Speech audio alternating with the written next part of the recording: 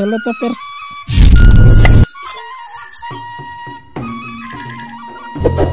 Sejak pemberitaan wafatnya Sultan Ternate ke-48 Mudafarsyah, sampai saat ini Kesultanan Ternate melakoni berbagai deretan peristiwa.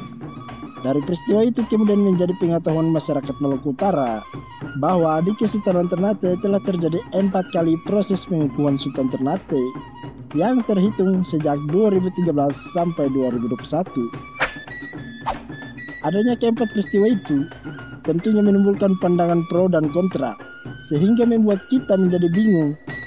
Nah, berikut ini Supertop akan merangkum proses pengukuhan Sultan Ternate dari tahun ke tahun. Namun sebelum lanjut, saya ingatkan kepada kalian, mohon jangan di skip video ini agar kalian semua tidak gagal paham. Setuju?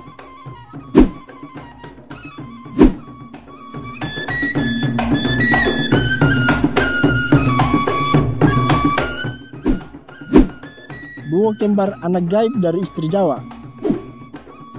Kehadiran anak kembar yang dilahirkan oleh Bokinita Budi Susanti pada tanggal 28 Juli 2013. Menurut isu yang berkembang kala itu, kelahiran kedua anak kembar ini berlangsung secara gaib dan ajaib, dikarenakan tidak melalui proses kehamilan dan kelahiran yang sewajarnya, sebagaimana kaum Hawa pada umumnya.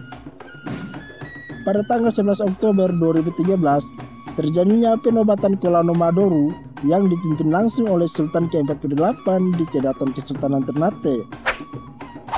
Susunan prosesi ini diawali dengan ritual pelantikan Kolano Madoru, sekaligus penyematan mahkota oleh Rusdi Syukur selaku Ki Malhambar Soli.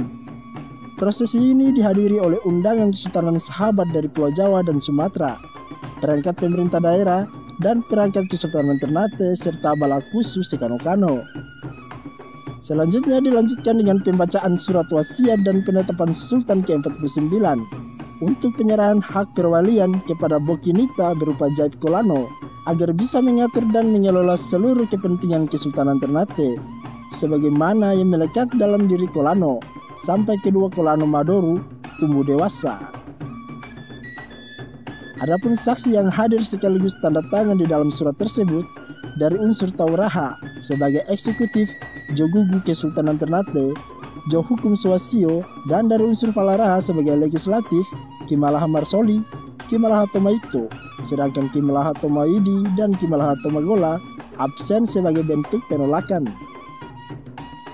Setelah wafatnya Sultan Mudafarsyah, semua kerabat Sultan mulai menggugat perihal wasiat penetapan Kolano Madoru dan hak yang diberikan kepada Bokinita. Pada tanggal 26 Februari 2015, Ki Malahattomagola selaku PLT atau Wakil Sultan yang ditunjuk langsung oleh Sultan Ternate ke-48. Perhatian, jangan lupa berlangganan bersama Supertop dengan cara like, comment and subscribe, share juga jika video ini bermanfaat. 3, 2, 1, udah subscribe, atau belum? Kalau sudah, mari lanjutkan. Memblokir seluruh perangkat adat yang terlibat dalam penetapan wasiat, sekaligus mengumumkan status Bokinita yang kala itu masih tercatat sebagai istri sah mendiang almarhum Sultan ke-48 dinyatakan batal. Hal itu dilakukan disebabkan pengangkatan Kolano Madoru merupakan perbuatan yang bertentangan dengan konstitusi adat, bahwa Sultan diangkat dan diberhentikan oleh Bebatu 18 sebagai anggota legislatif.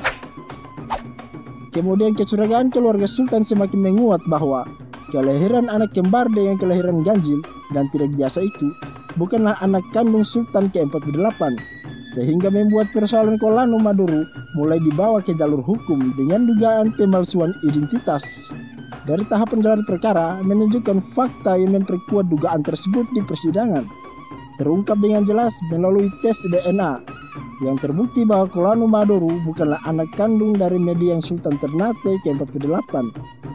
Hingga keputusan hakim menetapkan Bokinita sebagai terpidana kasus pemalsuan identitas melalui putusan PT Maluku Utara nomor 12 garing PID garing 2016 garing PT TTE dengan menjatuhi pidana kurungan selama 1 tahun lebih. Walaupun sudah terbukti bukan anak kandung dari Sultan Ternate, tetapi bagi Bobato dan kaula adat yang memihak kepada Bokinita tetap bersikukuh bahwa Kolano Madoru adalah Sultan Ternate melalui penetapan Jaip Tolano oleh Sultan Ternate ke-48 yang tidak dapat diganggu gugat.